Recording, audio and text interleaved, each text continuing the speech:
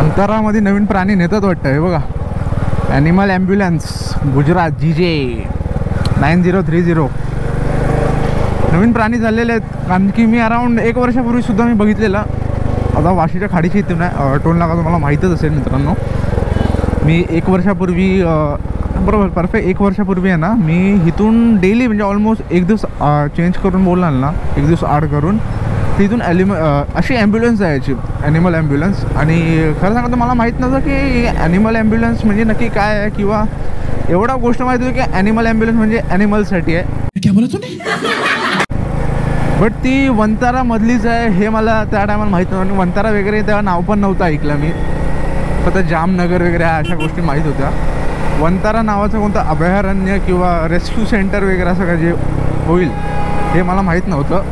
But last time आता around 3 ते 4 महिन्यापूर्वी आपले भारताचे जे पंतप्रधान आहेत नरेंद्र मोदीजी, त्यांनी त्यांच्या सोशल मीडियावर टाकलं की वंतारा वगैरे rescue centre. So Anant Ambani यांचं जे काय आहे ते वॉट एव्हर थिंग्स ते सर्व आहे त्याचे, त्याबद्दलचे रिव्ह्यू वगैरे, रिव्ह्यू म्हणजे ते तिथे फिरत होते त्याचे, त्यांनी व्हिडिओज वगैरे टाकल्या. तेव्हा माहीत पडलं जाऊन की हे जे ॲनिमल ॲम्ब्युलन्स वगैरे होती ही वंताराची होती. आणि वंतारासाठी अराऊंड किती 3,500 एकर माय मिस्टेक 3,500 एकरवरती वंतारा बांधले. म्हणजे एक्झाम्पल सांगायचं म्हटलं ना तुम्हाला मित्रांनो, आपला नवी मुंबई इंटरनॅशनल एअरपोर्ट आहे, त्याला दिवा पाटील इंटरनॅशनल एअरपोर्ट असं सुद्धा आपण नावाने ओळखतो. त्याची जागा एअरपोर्टची आहे ना 2800 एकर आहे, 2800 एकर आहे. आणि वंतारा जे अभयारण्य किंवा रेस्क्यू सेंटर असेल, आता ओपन नाही झालं अजून पब्लिकसाठी, पण जे असेल ते 3500 एकरमध्ये आहे. असं मी रफली आयडिया सांगतो. आणि गुगलनुसार काहीतरी 3200-3300 असं काहीतरी आहे, कन्फर्म माहीत नाही. एडिटिंगच्या टायमाला आपण नक्कीच टाकू त्या गोष्टी. आणि मित्रांनो थँक्स यार, चांगले व्ह्यूज वगैरे येतात आपल्या व्हिडिओजला, शॉर्ट्सला. आय नो कधी कधी काही ब्लॉग्सला व्ह्यू नाही जात, ठीक आहे, अप अँड डाऊन्स होतच राहतात त्या गोष्टी. आणि त्या दिवशी मी जे अभयारण्य बघितलं, आपण अभयारण्यच बोलू सध्यासाठी. हे बघा ना, हायवे आहे काय, जीव फोन महत्त्वाचा लोकांना जीवापेक्षा. 2 मिनटं साईडला नाही थांबू शकत. आता हा ट्रकवाला समजा तो राईटला आला असता, बाईकवाला थोडा घेऊन गेला असता ना याला. कसं आहे त्या लोकांवर जोपर्यंत गोष्टी होत नाहीत ना तोपर्यंत लोक विचार नाही करत. चालतं चालू दे, काय 2 मिनटं लागणार, असं करून पाय खालती करायचा, फोन काढायचं, कधी खड्डा आला, पाय अटकला वगैरे, तुम्ही पण पडाल, तुमचा फोन पण जाईल, पाठवून एखादी गाडी आली तर काय बोलू नये, सॉरी बट खत्म, bye bye, tata, good bye, गया. समजून जा ना यार काय गोष्टी होऊ शकतात, कशाला रिस्क घ्यायचा. आणि मेन म्हणजे असे जे कंटेंट्स वगैरे असतात ना त्यांच्या एक तर यांच्या पाठी पण नसतो राहायचा, किंवा फ्रंटला पण नका राहू. नेहमी एक तर दिसत नाही पूर्ण, आपण ब्लॉक एंडला असतो, त्यांचा व्ह्यू बोलतो तो आपण पूर्ण ब्लॉक करतो. आणि आपल्याला पिडायला रिक्षावाले तर आहेच, कोण ना कोणतरी पाहिजे ना बायकर्सला पिडायला. कारवाल्यांना वाटतात बायकर्स पिडतात, बायकर्सला वाटतात रिक्षावाले एकटे, त्यांना माहिती आहे त्यांना कोण पिडत नाही. पाम बीच रोड आहे, पाम बीचनेच जातो मी.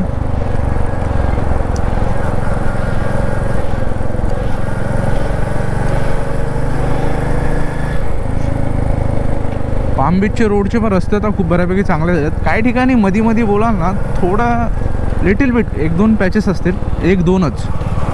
हा इकोवाला काय करतोय, 1-2 पॅचेस असतील, जास्त नाही. हा तो इकोवाला होता ना पाठी, एकदम पाठी चाललेला माझ्या. PVC काढून घ्या, PVC नसेल काढली तर. खूप लोक विसरून जातात काढायला, काढून घ्या, 5-10 मिनटाचं काम आहे, जास्त टाईम नाही लागत.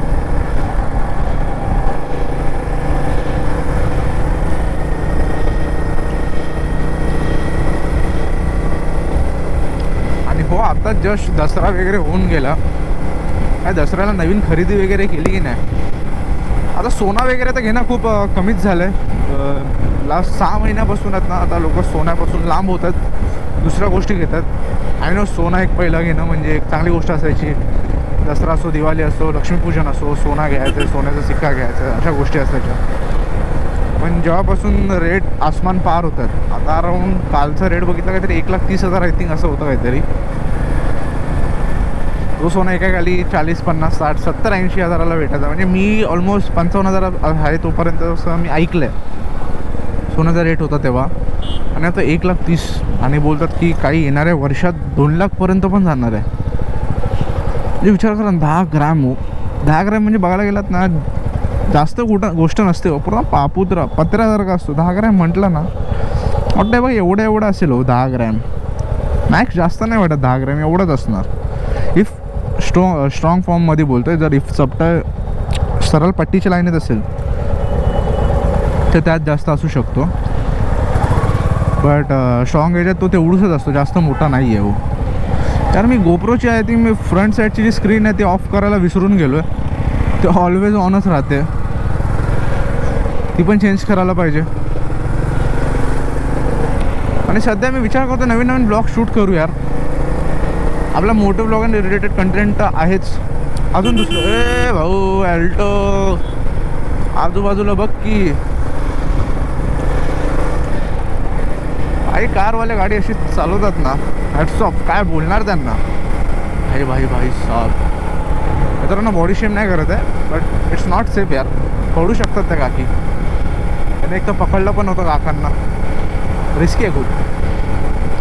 आणि यार मान्सूननी मुंबईत ना निवृत्ती घेतलेली आहे, विश्रांती घेतलेली आहे मुंबईमधनं.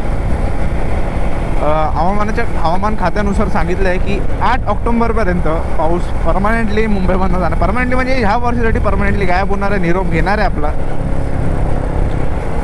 पण काही ठिकाणी तुम्हाला माहीतच असेल मराठवाड्यात जे अतिवृष्टी झाली, पूर वगैरे आणणार किंवा त्या लोकांना जे काही इश्यूज झालेत त्यांच्यासाठी 2 मिनटं शांतता. आणि की आपण दुसरं काय करू नाही शकत.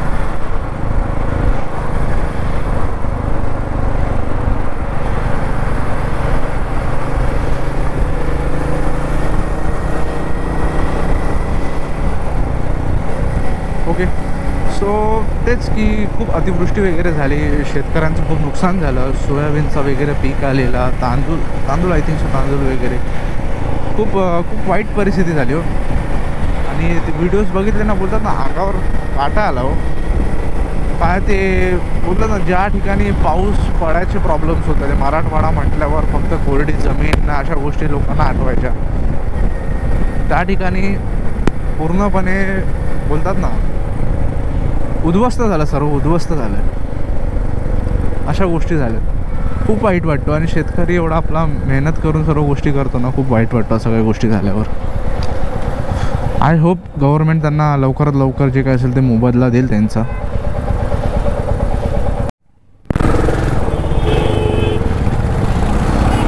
सो तेच गव्हर्नमेंट त्यांना लवकरात लवकर त्यांचा मोबदला दिला पाहिजे. कारण की ऐन दिवाळीचा सण येतो मित्रांनो आता. आणि प्रत्येकाला मिडल क्लास असो गरीब असो, गरीब तर शब्द नाही बोलू शकत बट ज्यांची परिस्थिती नाही आहे त्याला प्रत्येकाला हक्क आहे हो सण साजरा करायचा. आणि आता ऐन सणाच्या टायमाला अशा गोष्टी झाल्यात ना खूप वाईट वाटतात. बट काय बोलतात ना निसर्गाचं चक्र आहे हो, आपण काही करू नाही शकत. मेन म्हणजे जे अतिवृष्टीसुद्धा झाले ती पण काही आपल्याच लोकांमुळे किंवा आपल्याच काही गोष्टींमुळे झाले. जंगलतोड वगैरे केलेल्या आहेत गोष्टी, हवामान चेंज होतो आहे, गोष्टी प्रॉब्लेम्स चेंज होत आहेत. पावसात थंडी होते, थंडीत पाऊस लागतो आहे, उन्हाच्या महिन्यात पाऊस लागतो आहे. एक समतोल नाही राहिलं. जे आधी बोलायचो ना आपण की 4 ऋतू 3 ऋतू वॉट एव्हर थिंग असतात त्या पर्टिक्युलर तेवढ्या टायमासाठी पडतात, तशा नाही राहिला. विचार करा ना आता ऑक्टोबर आला, ऑक्टोबर महिन्यापर्यंत पाऊस पडत होता. जून जुलै ऑगस्ट सप्टेंबर 4 महिने कधी पाऊस असतो, 3 महिने 5-5 महिने आता पाऊस पडायला लागला. 5-5 साडेपाच महिने पाऊस पडतोय. हा माहिती आहे गोष्टी चेंजेस होत चालल्यात क्लायमेट्समध्ये खूप गोष्टी. पॉल्युशन आहेच हो, पॉल्युशन आहे, प्लॅस्टिक कचरा सर्व गोष्टींनी खूप प्रॉब्लेम इफेक्ट करतोच. जंगलतोड वगैरे पण केवढी चालली आहे. आणि रस्ते तर काय तो टॉपिक तर झालाच मराठवाड्याचा. पण रस्ते पण जो रस्ता नीट बोलतात ना गव्हर्नमेंटला एखादा रस्ता नीट दिसला ना चांगला दिसतोय खोदून टाक अशी गोष्ट झालेली आहे. प्रत्येक 5 महिन्यांनी कोणता ना कोणता रस्ता खोदू कसलाच गेला भाई. काय कारवाले ज्या स्पीडने जातात ना 2 मिनटं सांगाव ना तो स्वतःची पण होते. खरं बोलतोय गोष्टी आहेत अशा.